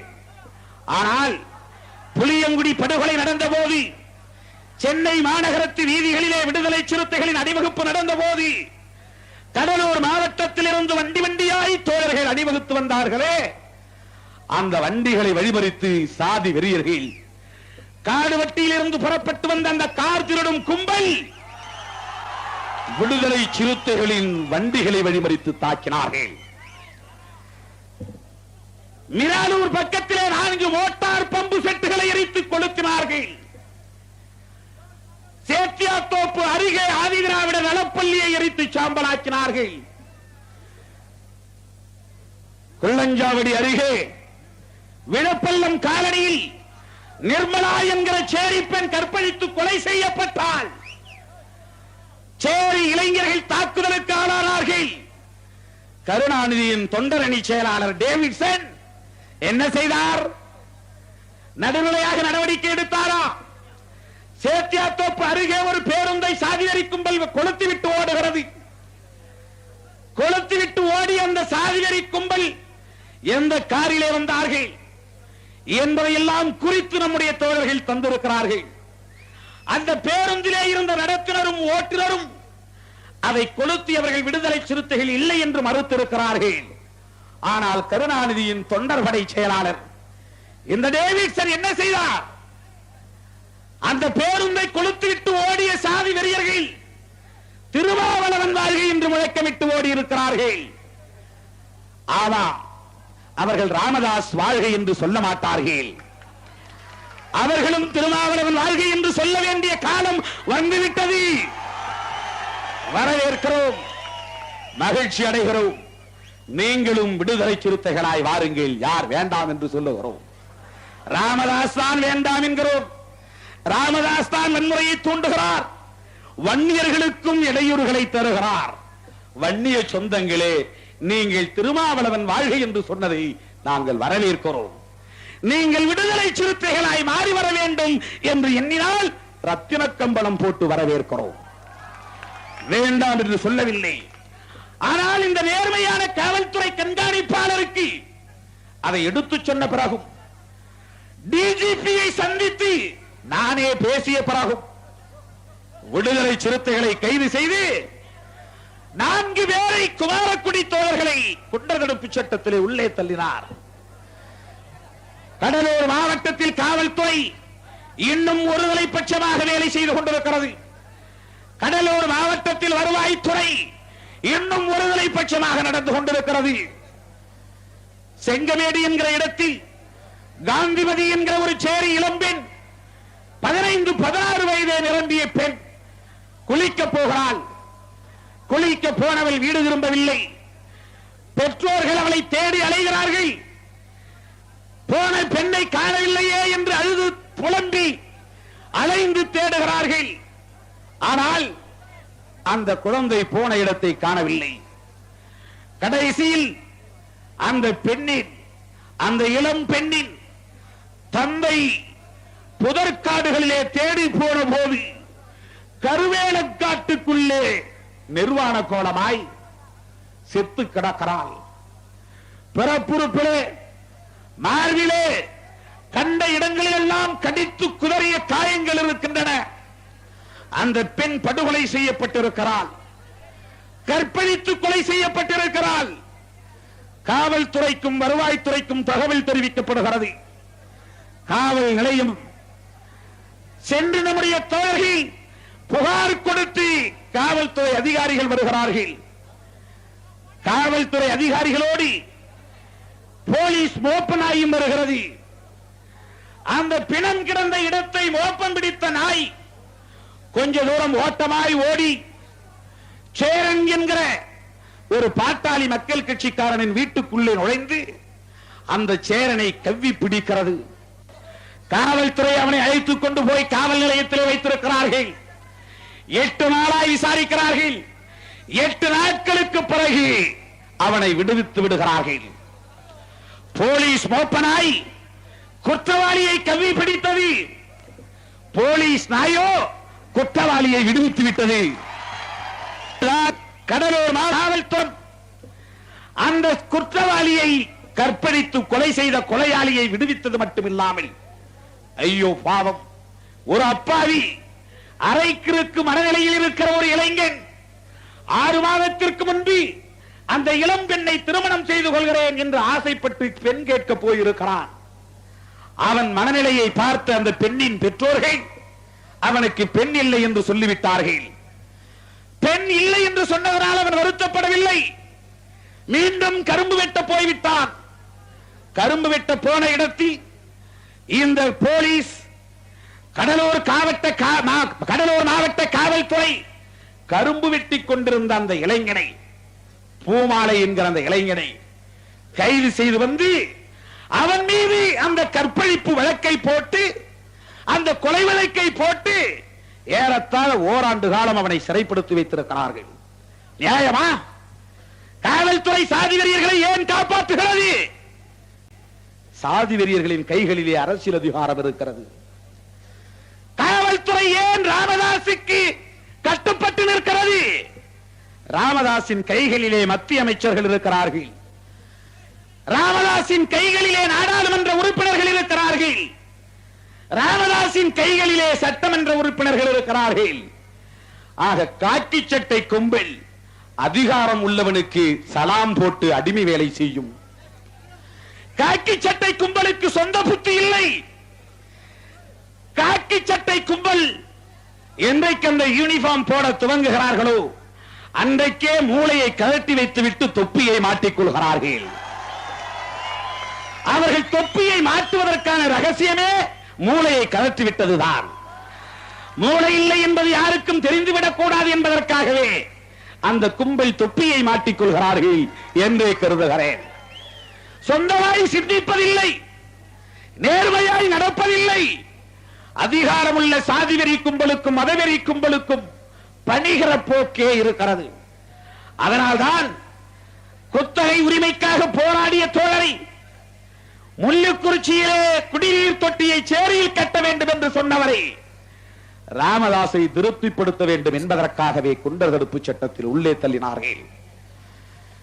அதன் விளைவாய் விடுதலை சிறுத்தைகள் தேர்தல் பாதைக்கு திரும்பியது. இன்றைக்கு கருணாநிதி நிலை ஐயோ பாவமாய் மாறிவிட்டது. விடுதலை சிறுத்தைகளை நசுக்க நினைத்து பாவம் அவரையே அவர் நசுக்கிக் கொண்டிருக்கிறார். விடுதலை சிறுத்தைகளை விரட்ட நினைத்து அவரே இன்றைக்கு வீடு திரும்பக்கூடிய நிலையில் இருந்து கொண்டிருக்கிறார். ஆக தாழ்த்தப்பட்ட மக்களின் மீது இந்த அடக்குமுறையை ஏன் ஏவினார்? எமக்கு கருணாநிதி மீது கோபம் இல்லை. கருணாநிதி ராமதாஸ் மிகப்பெரிய அரசியல் சக்தி என்று நம்பி ஏமாந்து போனார். ஆனால் பத்திரிகையாளர்கள், அரசியல் ஆர்வலர்கள் கணக்கு போட்டு எத்தனை வாக்கு வங்கி ராமதாசுக்கு இருக்கிறது என்று பத்திரிகைகளிலே எழுதுகிறார்கள். இத்தனை ஆண்டு காலம் தேர்தலில் போட்டியிட்ட ராமதாஸ் ஒட்டுமொத்தமாக வாங்கி இருக்கிற வாக்கு வங்கி 2%. கடந்த நாடாளுமன்ற தேர்தலில் முதலாய் 10 நாள் இடைவெளியில் போட்டியிட்ட விடுதலை சிறுத்தைகள் வாங்கி இருக்கிற வாக்கு வங்கி 2%. யார் இங்கே பெரிய கட்சி? 3 முறை போட்டியிட்டும் 1.5 லட்சத்தை தாண்ட முடியாத கட்சியா? 10 நாளில் 2 லட்சம் வாக்குகளை சிதம்பரம் நாடாளுமன்றத்தில் பெற்ற விடுதலை சிறுத்தைகளா? கருணாநிதிக்கு இப்போதுதான் ஞானம் பிறந்திருக்கிறது. ஆகவே இந்த மண்ணில் அரசியல் அதிகாரம் பெற்றிருக்கிற கும்பலுக்கு பணிவிடை செய்வதையே அரசு கேந்திரங்கள் ஒரு மரபாக கொண்டிருக்கிறது. அதனால்தான் விடுதலை சிறுத்தைகள் தேர்தல் களத்திற்கு வர வேண்டும் என்கிற ஒரு கட்டாயம் உருவானது. தேர்தல் களத்திற்கு வந்ததனால் நாம் இந்த ராமதாஸை எதிர்க்கவில்லை, பாட்டாளி மக்கள் கட்சியை எதிர்க்கவில்லை. பாட்டாளி மக்கள் கட்சியின் தலைவர் ராமதாசுக்கு அந்த பழைய தோழமையோடு சொல்லிக் கொள்ள விரும்புகிறேன். தமிழ் குடிதாங்கி என்று பட்டம் வழங்கிய அந்த கைகளால் இன்றைக்கும் சுட்டிக்காட்டி சொல்லுகிறேன், நீங்கள் குச்சி கொளுத்துகிற அந்த பழக்கத்தை கைவிட்டு விடுங்கள். குச்சி கொளுத்துகிற அந்த பண்பை கைவிட்டு விடுங்கள். 1987 இருந்து 2000 வரையில் இதுவரை 25,000 குடிசைகளை ராமதாஸ் கொளுத்திருக்கிறார். வன்னியர் சங்கமாய் இருந்தபோது சாலை மறியல் போராட்டம் நடத்தினார். இடஒதுக்கீடு கேட்டு போராடி அந்த போராட்டத்தில் அரசுக்கு எதிராக வன்முறையில் ஈடுபட்டதை கூட மன்னித்து விடலாம். ஆனால் சேரி மக்களின் குடிசைகளை கொளுத்தலாமா? 12,000 குடிசைகளை கொளுத்தினார். அதன் பிறகு பாட்டாளி மக்கள் கட்சியாக மாறினார். அதன் பிறகாவது பண்பை மாற்றிக்கொள்ள வேண்டாமா? போஸ்டர்களில் போட்டார். ஆகவேதான் அம்பேத்கருக்கு தெரு தெருவாய் சிலைகளை வைத்தார். ஆகவேதான் எரிமலையை பிடித்து வந்து பொதுச் செயலாளர் ஆக்கினார். ஆகவேதான் தனது கொடியிலே நீல வண்ணத்தை சேர்த்தார். ஆகவேதான் ஆதி திராவிடர் வன்னியர் ஒற்றுமை மாநாடு என்று நாடகமாடினார். பொது சந்தியிலே வைத்து என்னை விசாரியுங்கள், முச்சந்தியிலே வைத்து என்னை விசாரியுங்கள், நான் தப்பு செய்திருந்தால் சவுக்கால் அடியுங்கள் என்றெல்லாம் நாடகமாடினார். ஆனால் இவ்வளவு குட்டிக்கரணம் போட்டு பார்த்தும் எரிமலைக்கு பின்னால் ஒரு 100 பறையன் போனானா? ராமதாஸை நம்பினானா? இந்த மானங்கெட்ட மன்னுச்சாமி பின்னால் ஒரு 10 பறையன் போயிருக்கிறானா? ஏன் அது நடக்கவில்லை? ராமதாஸ் பின்னால் ஏன் இந்த மக்கள் அணிதிரளவில்லை? தாழ்த்தப்பட்ட மக்களுக்கு எதிராக அடக்குமுறையை ஏவுகிற கருணாநிதியை சேரிக்குள்ளே அனுமதிக்கிறார்கள். கொடியன்குளம் சம்பவத்தை நடத்திய ஜெயலலிதாவை கூட மன்னித்து சேரிக்குள்ளே அனுமதிக்கிறார்கள். மூப்பராரை சேரிக்குள்ளே அனுமதிக்கிறார்கள். கம்யூனிஸ்ட் தலைவர்களை சேரிக்குள்ளே அனுமதிக்கிறார்கள். ஏன் ராமதாஸை சேரிக்குள்ளே நுழைய விடாமல் தடுக்கிறார்கள்? எதனால் இது நகர்கிறது? ராமதாஸ் எண்ணி பார்க்க வேண்டாமா? ராமதாஸ் சிந்தித்து பார்க்க வேண்டாமா?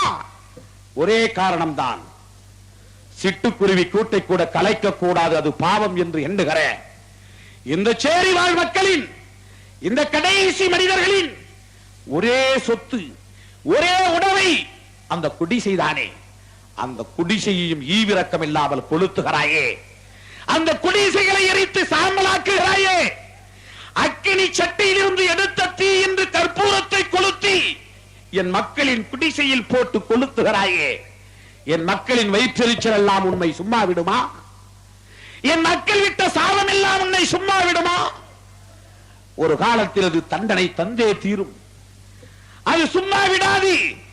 சேரி மக்கள் சிந்திய ரத்தமும், சேரி மக்கள் வடித்த கண்ணீரும், சேரி மக்கள் வைத்த ஒப்பாரி ஓலவும் ராமதாசே உன்னை மன்னிக்காது. அதனால்தான் ராமதாசை சேரிக்குள்ளே சேரி மக்கள் நுழைய விடவில்லை.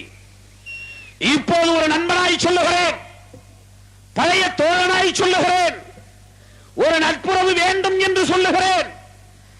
வட மாவட்டங்களில் ஒரு அமைதி வேண்டும் என்பதற்காக சொல்லுகிறேன். ராமதாஸ் அவர்களே, குச்சி கொளுத்துவதை நிறுத்திவிடுங்கள். குச்சி கொளுத்துகிற பண்பை கைவிட்டு விடுங்கள். நானும் ஏராளமான கூட்டங்களில் சொல்லி பார்க்கிறேன். அவர் கைவிடுவதாக இல்லை. அபிஷேக பாக்கத்தில் தன்னை கொல்ல வந்ததாக நாடகமாடி ஆண்டியார் பாளையத்தையும் பெரிய காட்டு பாளையத்தையும் தீ வைத்து கொளுத்தி ஒரு மீனவ பெண்மணி ரேவதியை அடித்து கொலை செய்து பெருமாள் என்கிற முதியவரை வெட்டி காயப்படுத்தி ஒரு தென்னை மரத்தடியிலே போட்டு தென்னங்கீற்றுகளை எடுத்து வைத்து பெட்ரோல் ஊற்றி தீ வைத்து உயிரோடு கொளுத்தினார்களே சாதி வெறியர்கள். ராமதாஸ் திருந்து விட்டாரா? ராமதாஸின் பாட்டாளி மக்கள் கட்சி திருந்து விட்டதா? இல்லை, ராமதாஸ் திருந்த மாட்டார். அவருடைய பரம்பரை குணம், பரம்பரை பண்பு மாறாது. ஏன் தெரியுமா? ராமாயணம் கேள்விப்பட்டிருப்பீர்கள். ராமனுக்கு விசுவாசமான ஒருவன் உண்டு. எத்தனையோ விசுவாசிகள் ராமனுடைய தம்பி லட்சுமணன் ராமனையும் லட்சுமணனையும் படகிலே ஏற்றி போன குகன், ராவணனின் தம்பி விபீடனன், இப்படி ராமனுக்கு பல விசுவாசிகள் இருந்தாலும் ராமனை நெஞ்சிலே ஏற்றி இதயத்திலே வைத்திருக்கிறேன் என்று இதயத்தை பிளந்து காட்டுகிற ஒரு உண்மையான விசுவாசி ஒருவர் உண்டு. அவன் யார் தெரியுமா? ஆஞ்சநேயர், அனுமான். அந்த ஆஞ்சநேயருக்கு இன்னொரு பெயர் உண்டு, அதுதான் ராமதாஸ். ஆஞ்சநேயர் என்றால் ராமதாஸ், ராமதாஸ் என்றால் ஆஞ்சநேயர். ராமனின் தாசன், ராமனின் அடிமை என்று பொருள். பாரதிதாசன், பாரதியை பின்பற்றுகிறவன் என்று கனக சுப்புரத்தினம் பாரதிதாசன் என்று பெயர் வைத்துக் கொண்டது போல, ஜீசஸ் மீது நம்பிக்கை வைத்திருக்கிற மக்கள் ஜேசுதாஸ் என்று பெயர் வைத்துக் கொள்வது போல, தாஸ் என்று முடிவதெல்லாம் அந்த அடிமை யாரை மீது விசுவாசம் காட்டுகிறோமோ அந்த தலைவனுக்கு விசுவாசி அடிமை என்று பொருள். அதுபோல் ராமனின் விசுவாசி, ராமனின் அடிமை ஆஞ்சநேயருக்கு இன்னொரு பெயர் தான் ராமதாஸ். அந்த ராமதாஸ் என்ன செய்தார் தெரியுமா? அந்த ஆஞ்சநேயர், ராமாயணத்தில் வருகிற ஆஞ்சநேயர், சீதையை ராவணன் கடத்தி கொண்டு போய் அசோகவனத்தில் வைத்திருக்கிறான். உலகமெல்லாம் தேடுகிறார்கள், சீதை இருக்கும் இடம் தெரியவில்லை. கடைசியில் சீதை அசோகவனத்தில் இருக்கிறாள். சேரி மக்களின் முன்னோர் முப்பாட்டனரான திருமாவளவனின் முப்பாட்டனரான ராவணன் இருக்கிறானே, ராவணன் நமது சொந்தக்காரன். ராமன் ஆரியன், ராமன் ஆரியன் பார்ப்பனன், ராவணன் தமிழன். ராவணன் தமிழன் என்பது மட்டுமல்ல, அவன் ஒரு சேரிக்காரன். ஏன் தெரியுமா? அவன் ஆண்ட காரணத்தினாலேயே இலங்கையை லங்காச்சேரி என்று அழைப்பார்கள். ராவணன் ஆண்டதனாலேயே இலங்கையை சேரி என்று அழைத்தார்கள். ஆக ராமனின் அடிமையாக இருந்த, ராமனின் விசுவாசியாக இருந்த அந்த ராமதாஸ், அந்த ஆஞ்சநேயர் இந்து பெருங்கடலை தாண்டி தாவி குதித்து போனார். வாளிலே என்ன எடுத்து போனார் தெரியுமா? தீப்பந்தத்தை கட்டிக்கொண்டு போனார். வாளிலே தீப்பந்தத்தை கட்டிக்கொண்டு போய் இலங்கை முழுக்க தாவி தாவி குதித்து அசோகவனத்தை எல்லாம் எரித்து சாம்பலாக்கினார். அதே பண்பு இந்த ராமதாசுக்கு மாறவில்லை. அதனால்தான் சேரியை கொளுத்துகிறார். அந்த ராமதாஸ் லங்காச்சேரியை கொளுத்தினான், இந்த ராமதாஸ் எங்கள் சேரியை கொளுத்துகிறார். ராமதாசின் பண்பு மாறாதா? சேரியை கொளுத்துவதை கைவிடுங்கள், சேரியை கொளுத்துவதை நிறுத்துங்கள். இனி நாங்கள் புரட்சியாளர் அம்பேத்கர் சொன்னபடி அகிம்சையை கடைபிடிக்க விரும்புகிறோம். காந்தி சொன்ன அகிம்சை, யாருக்கும் தீங்கு செய்யக்கூடாது, அடித்தால் திருப்பி அடிக்க கூடாது. இது காந்தியின் விளக்கம். இயேசு சொன்னதாக சொல்லுகிறார்கள், ஒரு கன்னத்தில் அடித்தால் மறு கன்னத்தை திருப்பி காட்டு. இது இயேசுவின் அகிம்சை. ஆனால் புரட்சியாளர் அம்பேத்கர் சொன்ன அகிம்சை என்ன தெரியுமா? எல்லா உயிர்களையும் நேசிக்க வேண்டும், எல்லா மனிதர்களையும் மதிக்க வேண்டும், மனித நேயம் அவசியம். ஆனால் சேரியை ஒருவன் கொளுத்துகிறான் என்று சொன்னால், கொளுத்துகிறவனை எரியும் சேரியில் எடுத்து போட்டு தீமையை கொளுத்துவதும் அகிம்சைதான், தீங்குகளை நிகழவிடாமல் தடுப்பதும் அகிம்சைதான். வாடிய பயிரை கண்ட போதெல்லாம் வாடினேன் என்று இந்த மண்ணிலே பிறந்த வள்ளலார் சொன்னார். ஒரு பயிர், தாவரம், அது வாடுகிற போது கூட தாங்கிக் கொள்ள முடியவில்லை. யாரால்? வள்ளலாரால். ஒரு பயிர் வாடுவதையே தாங்கிக் கொள்ள முடியாத வள்ளலார் வாழ்ந்த மண்ணில் ஒரு மனிதனை வதைக்க வதைக்க வெட்டிக் கொள்ளுவது, தூங்கும் போது கழுத்தை அறுத்து படுகொலை செய்வது எவ்வளவு பெரிய கொடுமை! இந்த மனித நேயத்தை ராமதாஸ் தன் கும்பலுக்கு சொல்லித் தரக்கூடாதா? தூங்கும் போது கழுத்தை அறுப்பது கேவலம் இல்லையா? தலை குனிவு இல்லையா? மானக்கேடு இல்லையா? மானமுள்ள மரத்தமிழன் வாழ்ந்த மண் இது.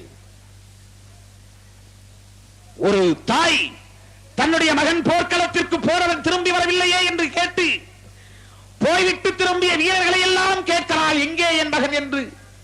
ஒரு வீரன் சொல்லுகிறான், உங்கள் மகன் களத்திலே இறந்து விட்டான், போர்க்களத்திலே மாண்டு விட்டான் என்று சொல்லுகிறான். அவள் அப்போது என் மகன் செத்து விட்டானே என்று கவலைப்படவில்லை. ஒரே பிள்ளை, ஆசை மகன், அன்பு மகன், செல்ல பிள்ளை, வேறு வாரிசு இல்லை. அந்த செல்ல பிள்ளை களத்திலே செத்து விட்டானே என்று கதறி அழுது புழுதியிலே புரளவில்லை. அந்த தாய் கேட்டாள், என் மகன் செத்து விட்டானா, மாண்டு விட்டானா, வீர மரணம் அடைந்து விட்டானா, அவன் நெஞ்சிலே அம்பு பாய்ந்ததா, முதுகிலே அம்பு பாய்ந்ததா என்று கேட்டான். அப்போது ஒரு வீரன் சொல்லுகிறான், உன் மகனின் முதுகில் தான் அம்பு வாய்ந்ததாக நான் பார்த்தேன் என்று சொல்லுகிறான். அந்த தாயால் தாங்கிக் கொள்ள முடியவில்லை. முதுகிலே அம்பு வாய்ந்து சாவதா என் மகன்? அப்படி புறமுதுகிட்டு ஓடுகிற ஒரு மகனையா 10 மாதம் சுமந்தேன். அவனுக்கா இந்த மார்பிலே பால் கொடுத்தேன். வீர பிள்ளையை பெற்றேன் என்று பெருமைப்பட்டுக் கொண்டிருந்தேனே. என் கணவனின் பெருமையை பாதுகாக்கிற ஒரு மாவீரனை பிள்ளையாய் கருவாய் சுமந்ததாக எண்ணி பெருமைப்பட்டுக் கொண்டிருந்தேனே. அவன் புறமுதுகிட்டோடி எதிரியின் அன்பு அவன் முதுகிலா பாய்ந்தது. இருக்காது, இல்லை, ஏற்க மாட்டேன், அங்கேயே நான் போய் என் மகனை பார்க்கிறேன் என்று களம் தேடி போனான். வீர மரணமடைந்திருக்கிற வீரர்களை எல்லாம் தேடி பார்க்கிறான். வீழ்ந்து கிடக்கிற வீரர்களை புரட்டி புரட்டி பார்க்கிற போது அந்த தாயின் அருமை பிள்ளை, ஆசை பிள்ளை, செல்லை பிள்ளை அங்கே மாண்டு மரணமடைந்து கிடக்கிறான். அவன் முகத்தை கூட அந்த தாய் பார்க்கவில்லை. அவன் கண்களை கூட அந்த தாய் மூடிவிடவில்லை. அவனுடைய அந்த பச்சை முகம், பால்வடிகிற முகம் எப்படி இருக்கிறது என்று கூட பார்க்கவில்லை.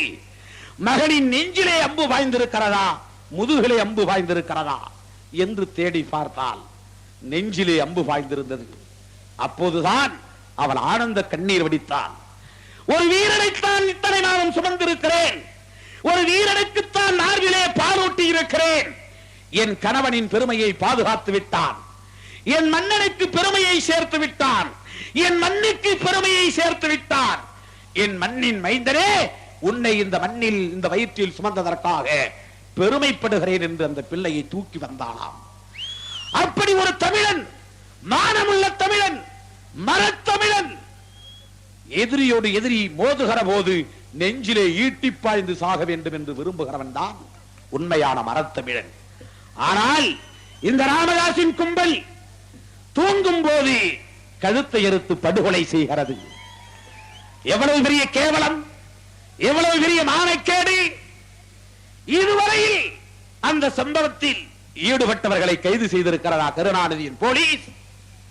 பேருந்தை கொளுத்தியதற்காக 5 பேரை பிடித்து கொண்டதடுப்பு சட்டத்திலே போடுகிற கருணாநிதியே, கருணாநிதியின் தொண்டர் படையை சார்ந்த காவல்துறையே, புளியங்குடியில் 3 பேரை கழுத்தை அறுத்து கொலை செய்த கும்பலை எவனையாவது ஒருவனை குண்டதடுப்பு சட்டத்திலே, தேசிய பாதுகாப்பு சட்டத்திலே உள்ளே தள்ளி இருக்கிறாயா? என்ன நியாயம் இது? என்ன ஒருதலை பட்சம் இது? சேரி மக்கள் என்றால் இளிச்சவாயர்களா? இப்போது நாங்கள் ஆடுகள் இல்லை, இளிச்சவாயர் கூட்டமும் இல்லை, சீரிப்பாயும் விடுதலை சிறுத்தைகள் என்று முழக்கமிட்டு அணி திரண்டு வருகிறோம். லட்சக்கணக்கான மக்கள் மத்தியில் சொல்லுகிறேன், கருணாநிதி அவர்களே, உங்கள் போக்கை மாற்றிக் கொள்ளுங்கள். இன்னும் 4 மாத காலம், இன்னும் 4 மாத காலம் கெட்ட பெயரை மேலும் மேலும் சம்பாதிக்காதீர்கள். இந்த மக்களுக்கு எதிரான அடக்குமுறையை கைவிடுங்கள். கடலூர் மாவட்டத்தில் 23 பேருக்கு மேலாக படுகொலை செய்யப்பட்டிருக்கிறார்கள். பொன்னருவி வழக்கில் மட்டும்தான் தீர்ப்பு கிடைத்திருக்கிறது, தூக்கு தண்டனை விதிக்கப்பட்டிருக்கிறது. மீதி அத்தனை வழக்குகளும் மூடி மறைக்கப்பட்டிருக்கின்றன. சந்தேக மரணம் என்று புதைக்கப்பட்டிருக்கிறது வழக்குகளும். இதற்கெல்லாம் ஒரு தீர்வு காண வேண்டுமானால் நமக்கு அதிகாரம் தேவை. நாமும் சட்டமன்றத்திலே முழங்க வேண்டும், நாமும் ஆட்சி அதிகாரத்தை கைப்பற்ற வேண்டும். நமது கைகளிலே ஆட்சி அதிகாரம் வந்தால் மாவட்ட அமைப்பாளர் கருப்புசாமிக்கு சலாம் அடிப்பார் காவல்துறை கண்காணிப்பாளர். அந்த நிலை இந்த மண்ணிலே உருவாகும், அதை யாராலும் தடுக்க முடியாது. இன்றைக்கு நாம் அதிகாரத்தை கைப்பற்றுவோம் என்று சொல்லுவதனால், சட்டமன்றத்தை கைப்பற்றுவோம் என்று சொல்லுவதனால் நம்மை வன்முறையாளர்கள் என்கிறார்கள், தீவிரவாதிகள் என்கிறார்கள். இந்த மக்களுடைய நலனை பாதுகாப்பதற்காக குரல் கொடுப்பது தவறா? இடஒதுக்கீடை நடைமுறைப்படுத்து என்று சொல்லுவது தவறா? சிதம்பரம் நாடாளுமன்ற தொகுதிக்கு உட்பட்ட அண்ணாமலை பல்கலைக்கழகத்தில் இடஒதுக்கீடு நடைமுறைப்படுத்தப்படவில்லை. தோழர்கள் இங்கே மனு மேல் மனு கொடுத்துக் கொண்டிருக்கிறார்கள். சென்னை பல்கலைக்கழகத்தில் நடைமுறைப்படுத்தவில்லை, மதுரை பல்கலைக்கழகத்தில் நடைமுறைப்படுத்தப்படவில்லை. இடஒதுக்கீடு நடைமுறைப்படுத்தப்பட வேண்டும் என்று குரல் கொடுப்பது தவறா? சாதிய வன்கொடுமைகளை எதிர்த்து குரல் எழுப்புவது தவறா? அது குற்றமா? இதையெல்லாம் கேட்பதனால் விடுதலை சிறுத்தைகள் வன்முறையாளர்கள், இதையெல்லாம் கேட்பதனால் விடுதலை சிறுத்தைகள் தீவிரவாதிகள். இன்றைக்கு தமிழ்நாடு முழுக்க தாழ்த்தப்பட்ட மக்களின் மீது அடக்குமுறைகள் கட்டவிழ்த்து விடப்படுகின்றன. இப்படிப்பட்ட கொடுமைகளை தட்டி கேட்கிற ஆற்றல் பெற்ற ஒரே இயக்கம் விடுதலை சிறுத்தைகள். அதனால் அவர்களுக்கு வயிற்றெரிச்சல் தாங்க முடியவில்லை. அதனால் நம்மை வன்முறையாளர்கள் என்கிறார்கள். நான் அடிக்கடி மேடைகளிலே சொல்லுவதுண்டு, புராணத்திலே தொந்தி கணபதி கணேசமூர்த்தி இருக்கிறானே, அந்த கணேசமூர்த்தி சுண்டலியின் மீது சவாரி செய்வான். அந்த சுண்டலி இப்போது விழிப்புணர்ச்சி அடைந்து, அடே தொந்தி கணபதியே, யுகம் யுகமாய் உன்னை நான் சுமந்து வந்திருக்கிறேன், இனிமேல் உன்னை என்னால் சுமக்க முடியாது, உன் வேலையை நீ பார், என் வேலையை நான் பார்க்கிறேன் என்று சுண்டலி ஒரு நாள் சொன்னது. கணபதிக்கு சுண்டலி இல்லை என்றால் எங்கும் போக முடியாது, தொந்தியை தூக்கிக் கொண்டு அங்கும் இங்கும் நடமாட முடியாது. ஆகவே அந்த சுண்டலியை பார்த்து எங்கும் செல்லக்கூடாது என்று வாளை பிடித்து இழுக்கிறான். அந்த சுண்டலி திரும்பிய வேகத்தில் கணேசமூர்த்தியை கடித்து விட்டது, அந்த பற்களால் புரண்டி விட்டது. உடனே தொந்தி கணபதி கணேசமூர்த்தி சொல்லுகிறான், இந்த சுண்டலி வன்முறை செய்கிறது என்று. நியாயமா? இத்தனை யுகமாய் சுண்டலி கணபதியை சுமந்தது வன்முறை இல்லையா? இப்போது சுண்டலியை அது விழிப்புணர்ச்சி அடைந்ததனால் வன்முறை செய்வதாக சொல்லுகிறான் கணேசமூர்த்தி. இதுபோல தமிழ்நாடு முழுக்க தாழ்த்தப்பட்டவர்கள் விழிப்புணர்ச்சி அடைந்து விட்டார்கள், அரசியல் உரிமையை கேட்கிறார்கள், கோவிலிலே நுழைய வேண்டும் என்று சொல்லுகிறார்கள். சிதம்பரம் தில்லை நடராஜர் கோயில் பறையர்களுக்கு சொந்தமான கோயில், இன்றைக்கு அது தீட்சிதர்களின் கட்டுப்பாட்டிற்கு வந்துவிட்டது. கல்கி என்கிற ஒரு வார இதழில் ஒரு செய்தி பார்த்தேன். குமடிமூலை என்கிற கிராமத்தை சார்ந்த ஆறுமுகசாமி என்கிற ஒரு பெரியவர் அந்த கோவிலின் பிரகாரத்தின் மேடையிலே ஏறி திருவாசகம் பாடினார் என்பதற்காக அந்த தீட்சிதர்கள் அவரை அடித்து சித்திரவதை செய்து காயப்படுத்தி கோவிலில் இருந்து வெளியே தூக்கி வீசி எறிந்திருக்கிறார்கள். இந்த கோவில் நம்முடைய கோவில். அந்த கோவிலின் தெற்கு வாயிலை திறக்க வேண்டும் என்று சிந்தனை செல்வன் சொன்னார். 7 ஆண்டுகளுக்கு முன்பே மதுரை மாவட்டத்தில் விடுதலை சிறுத்தைகள் தீர்மானம் நிறைவேற்றினோம். ஒரு நாள் வரும், விடுதலை சிறுத்தைகள் திரளுவார்கள், சிதம்பரம் தில்லை நடராஜர் கோவிலில் தாழ்த்தப்பட்ட மக்களுக்குரிய அந்த பங்கை பெறுவார்கள், மீட்பார்கள் என்று சொன்னோம். தீர்மானம் நிறைவேற்றியிருக்கிறோம். யாருடைய கோவில்? நந்தன் வாழ்ந்த இந்த மண்ணில், நந்தன் வழிபட்ட அந்த கோவிலில் இன்றைக்கு ஒரு சேரிக்காரன் உள்ளே நுழைய முடியவில்லை. அந்த பிரகாரத்தின் பீடத்தின் மேடையிலே ஏறி திருவாசகம் பாட முடியவில்லை. இப்படிப்பட்ட வன்கொடுமைகளை, இப்படிப்பட்ட அரசியல் உரிமைகளை, சமூக உரிமைகளை, பண்பாட்டு உரிமைகளை மீட்க வேண்டும் என்று போராடுகிற ஒரு விடுதலை இயக்கம்தான் விடுதலை சிறுத்தைகள். இதனால் கருணாநிதி போன்றவர்களுக்கு பொச்சரிப்பு, ராமதாஸ் போன்றவர்களுக்கு வயிற்றெரிச்சல். ஆகவேதான் நம்மை வன்முறையாளர்கள் என்கிறார்கள். என் மீது சவாரி செய்ய முடியாது என்று நாம் எதிர்க்கிறோம்.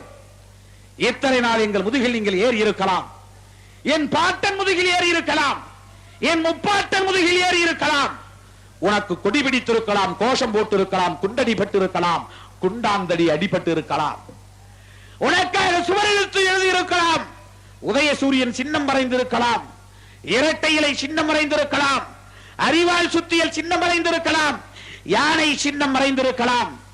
இத்தனை காலம் உனக்கு ஒரு கூலி கும்பலாக, கூலிக்கு மாரடிக்கிற கும்பலாக என் பாட்டனார் காலத்தில் செய்திருக்கலாம். இது விடுதலை சிறுத்தைகளின் காலம், இது திருமாவளவனின் காலம். இதற்கெல்லாம் ஒரு தீர்வு தேட வேண்டுமானால் நமக்கு அதிகாரம் தேவை. நாமும் சட்டமன்றத்திலே முழங்க வேண்டும், நாமும் ஆட்சி அதிகாரத்தை கைப்பற்ற வேண்டும். நமது கைகளிலே ஆட்சி அதிகாரம் வந்தால் மாவட்ட அமைப்பாளர் கருப்புசாமிக்கு சலாம் அடிப்பார் காவல்துறை கண்காணிப்பாளர். அந்த நிலை இந்த மண்ணிலே உருவாகும், அதை யாராலும் தடுக்க முடியாது.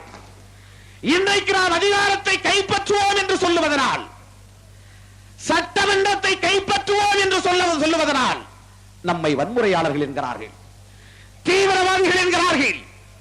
இந்த மக்களுடைய நலனை பாதுகாப்பதற்காக குரல் கொடுப்பது தவறா?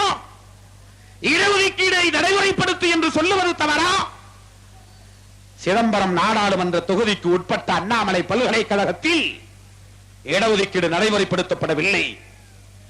தோழர்கள் இங்கே மனு மேல் மனு கொடுத்துக் கொண்டிருக்கிறார்கள். சென்னை பல்கலைக்கழகத்தில் நடைமுறைப்படுத்தவில்லை, மதுரை பல்கலைக்கழகத்தில் நடைமுறைப்படுத்தப்படவில்லை.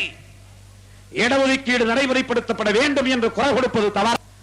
சாதிய வன்கொடுமைகளை எதிர்த்து குரல் எழுப்புவது தவறா? அது குற்றமா?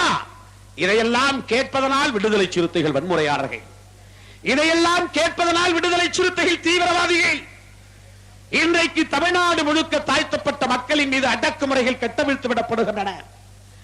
இப்படிப்பட்ட கொடுமைகளை தட்டி கேட்கிற ஆற்றல் பெற்ற ஒரே இயக்கம் விடுதலை சிறுத்தைகள். அதனால் அவர்களுக்கு வயிற்றெரிச்சல் தாங்க முடியவில்லை. அதனால் நம்மை வன்முறையாளர்கள் என்கிறார்கள். நான் அடிக்கடி மேடைகளிலே சொல்லுவதுண்டு, புராணத்திலே தொந்தி கணபதி கணேசமூர்த்தி இருக்கிறானே, அந்த கணேசமூர்த்தி சுண்டலியின் மீது சவாரி செய்வான்.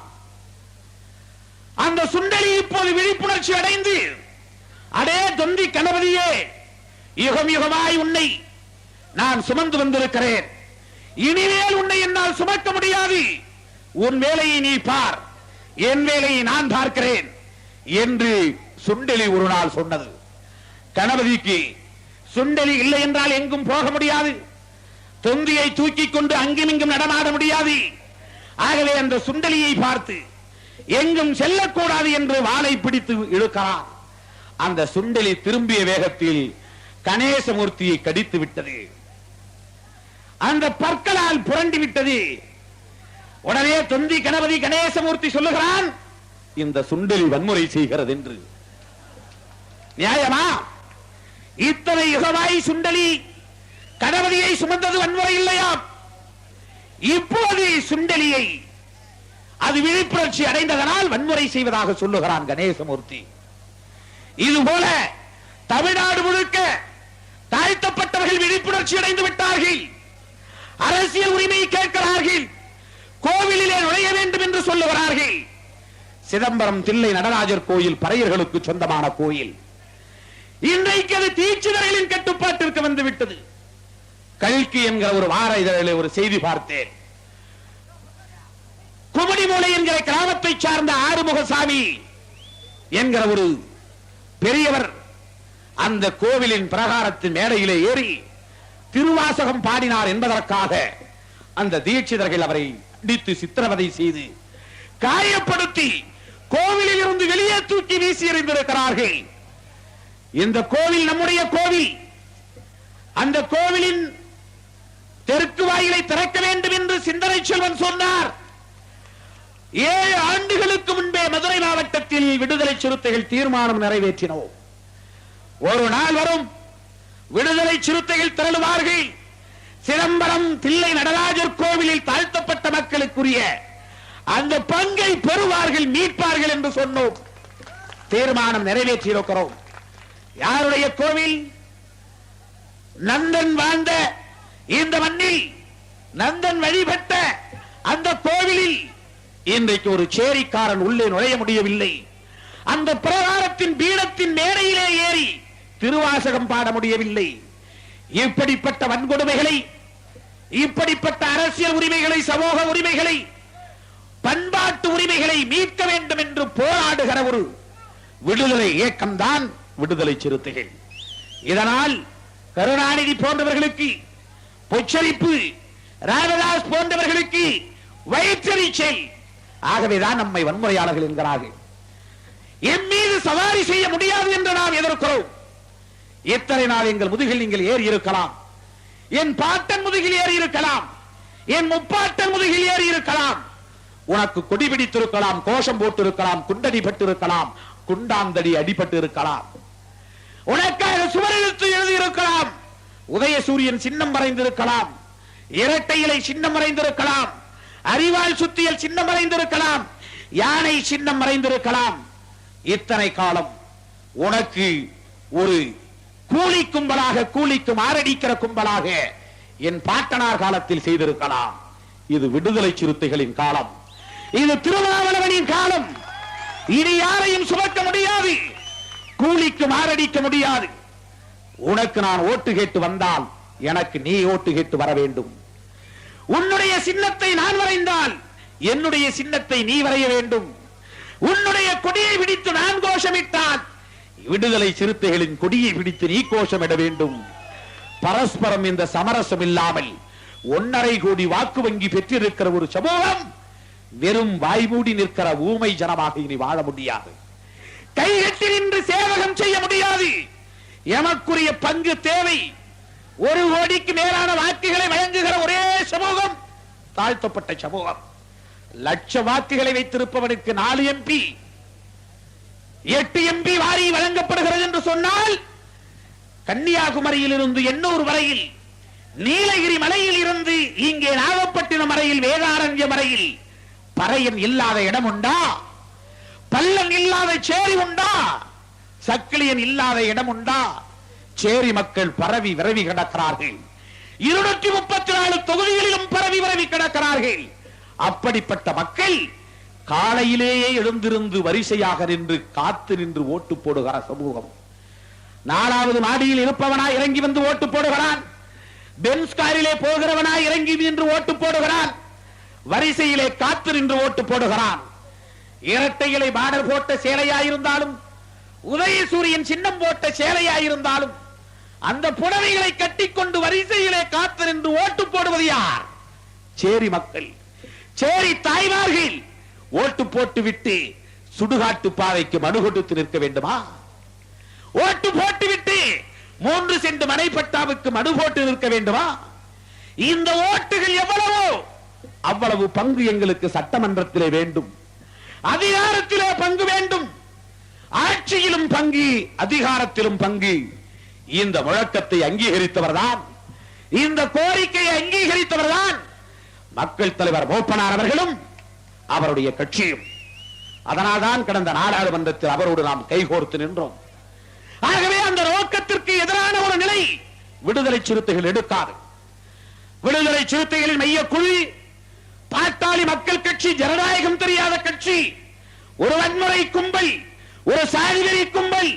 அந்த கட்சி இடம்பெறுகிற கூட்டணியில் விடுதலை சிறுத்தைகள் இடம்பெறாது என்று தீர்மானம் நிறைவேற்றி இருக்கிறது. கோட்பாட்டு ரீதியில் சனாதன தர்மத்தை பாதுகாக்கிற, சாதி அமைப்பை பாதுகாக்கிற பாரதிய ஜனதா இருக்கிற அணியிலும் இடம்பெறக்கூடாது என்று தீர்மானம் நிறைவேற்றி இருக்கிறது. எல்லோரும் ஹேசியம் பேசுகிறார்கள். பாட்டாளி மக்கள் கட்சி அதிமுகவோடு வந்துவிட்டால் என்று கேட்கிறார்கள். நான் பணிவோடு சொல்லுகிறேன், ஜெயலலிதா அந்த அளவுக்கு விவரம் இல்லாதவர் இல்லை, அரசியல் தெரியாதவர் இல்லை.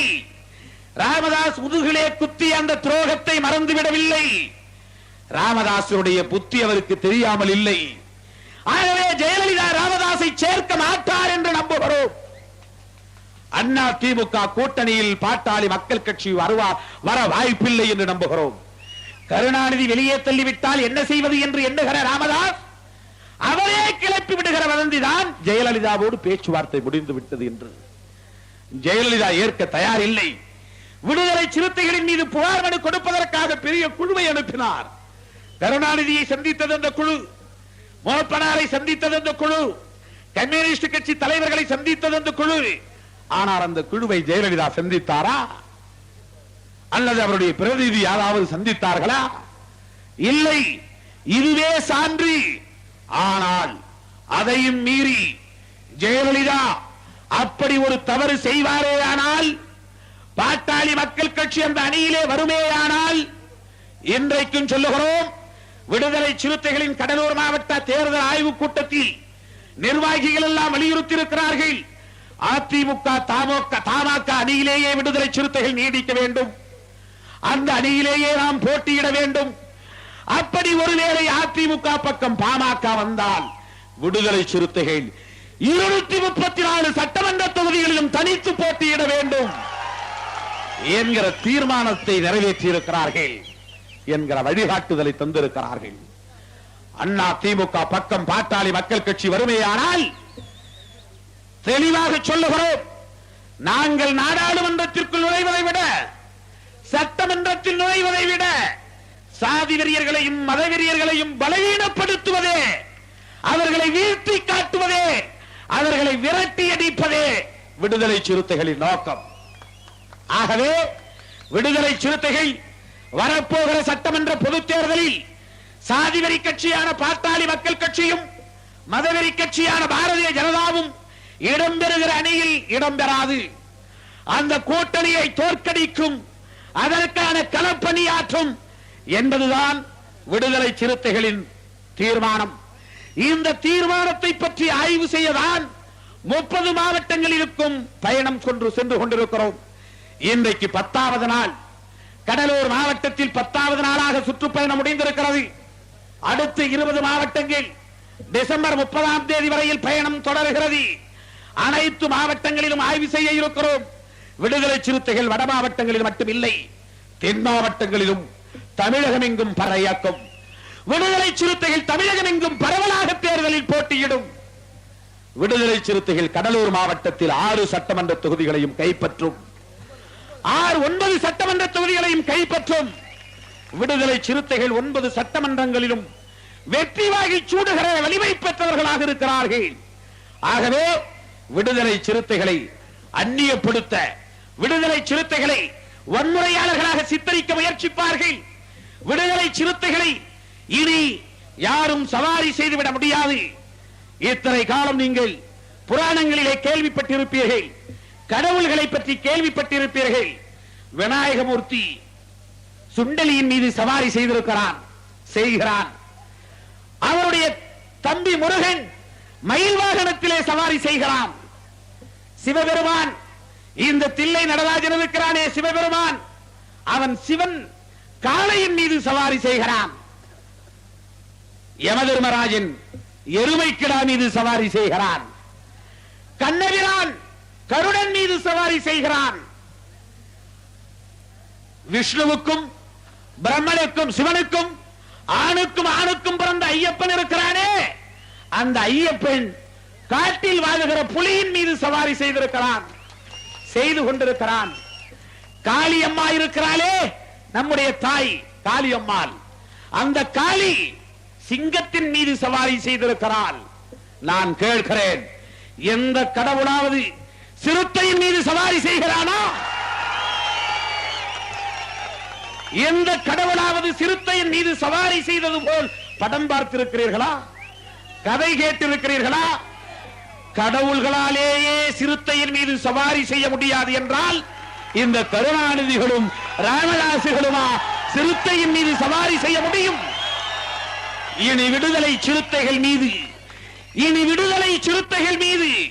இனி சேரி மக்களின் மீது எந்த கொம்பனாலும் சவாரி செய்ய முடியாது. அதை அனுமதிக்க மாட்டோம். விடுதலை சிறுத்தைகள் ஒரு திரட்டப்பட்ட அரசியல் சக்தி என்பதை நாம் நிலைநாட்டியாக வேண்டும். அதற்கு நீங்கள் களப்பணியாற்ற வேண்டும். கட்டுப்பாடாய் அணிவகுப்போம், கட்டுக்கோப்பாய் பணிமுடிப்போம், சட்டமன்றத்தில் முழங்குவோம், மக்களை பாதுகாப்போம். தலை நிமிர சேரி திரளும், அன்று தலை கீழாய் நாடு புரளும் என்று அறிவித்து விடைபெறுகிறேன்.